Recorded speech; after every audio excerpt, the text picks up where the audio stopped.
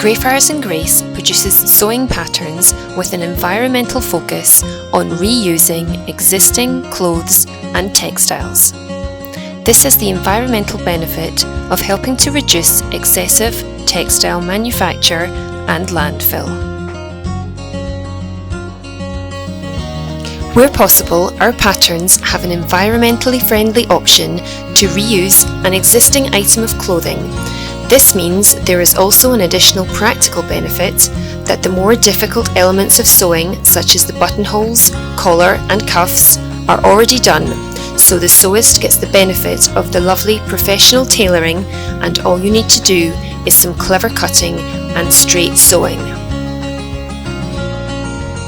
All of our patterns contain step-by-step tutorials with photographs and a one-page quick guide, which is very useful for a summary of the steps involved or a reminder if you are making the garment more than once and you don't need to refer to the full instructions. I launched the business in April 2021 and am delighted that already 3 of my patterns are shortlisted for this year's British Sewing Awards, 1 for Best Sewing Pattern and 2 in the category of Best Eco-Friendly Product. It is wonderful to receive the industry recognition for sustainability and environmentally friendly design.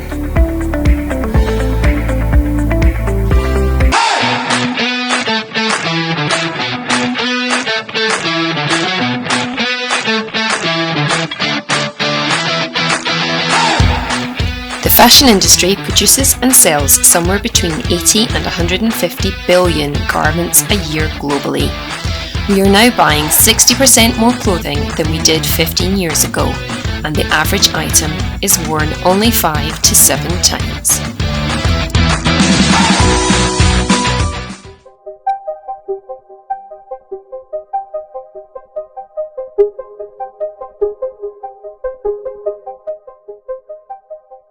Every second, the equivalent of 1 rubbish truck of textiles is landfilled or burned. An estimated $500 billion is lost every year due to clothing that is barely worn and rarely recycled. If nothing is changed, by 2050, the fashion industry will use up a quarter of the world's carbon budget.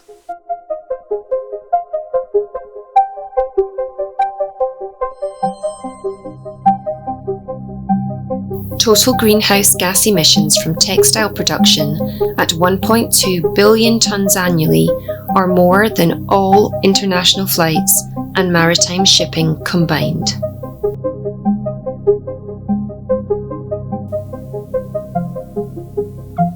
Our clothing is polluting the ocean with plastic. Washing synthetic clothes releases 500,000 tonnes of synthetic microfibres into the ocean annually. That's equivalent to more than 50 billion plastic bottles. Microfibres are likely impossible to clean up and can enter the food chains.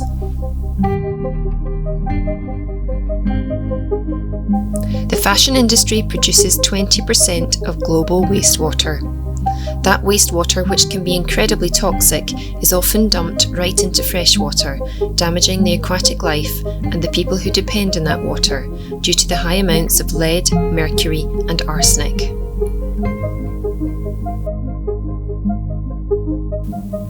Cotton farming is responsible for 24% of insecticides and 11% of pesticides, despite using only 3% of the world's arable land.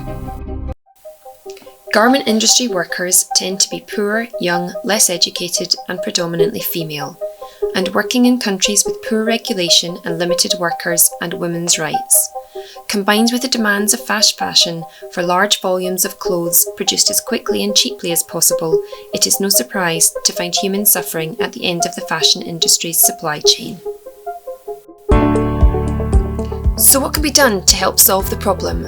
Some ideas are changes to the production process, eco-energy sources in both manufacture and transportation, use of organic, sustainable and recycled fabrics, use of zero waste or at least minimal waste design, and recycling initiatives by manufacturers.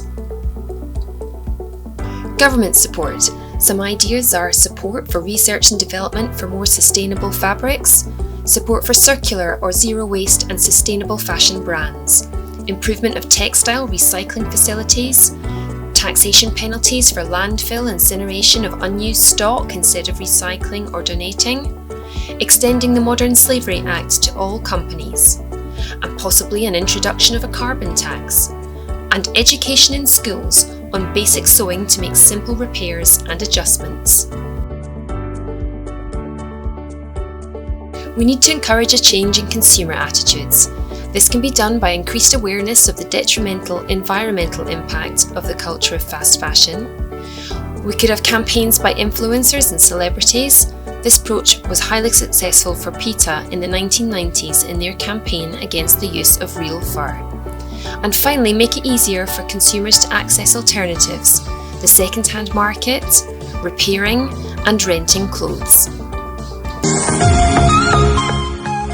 Here are some ideas to make your wardrobe more sustainable. If you're interested in fashion and sewing, there are lots of things you can do.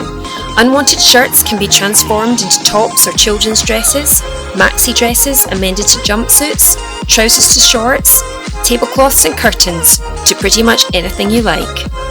Dresses, capes, jackets, or simple things like changing buttons or adding trimmings can change an outfit and make it individual.